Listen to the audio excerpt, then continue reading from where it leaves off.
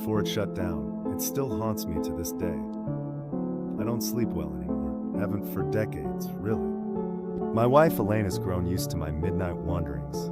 The way I check the locks 3 times before bed, how I flinch at certain sounds, the click of dress shoes on hardwood, the creak of a door opening slowly.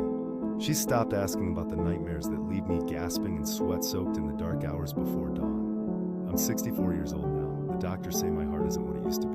I've survived 1 minor attack already, and the medication they've got me on makes my hands shake like I've got Parkinson's. If I'm going to tell this story, it has to be now, before whatever's left of my memories gets scrambled by age or death, or the bottles of whiskey I still use to keep the worst of the recollections at bay. This is about Blackwood Reform School for Boys and what happened during my 6 months there in 1974. What really happened, not what the newspapers reported, not what the official records show. I need someone to know the truth before I die.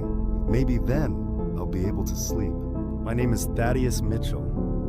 I grew up in a middle-class neighborhood in Connecticut, the kind of place where people kept their lawns mowed and their problems hidden. My father worked for an insurance company, wore the same gray suit every day, came home at 5:30 on the dot. My mother taught piano to neighborhood kids, served on the TA, and made pot roast on Sundays. They were decent people, trying their best in the aftermath of the cultural upheaval of the 60s to raise a son who wouldn't embarrass them. I failed them spectacularly. It started small, shoplifting candy bars from the corner store, skipping school to hang out behind the bowling alley with older kids who had cigarettes and beer.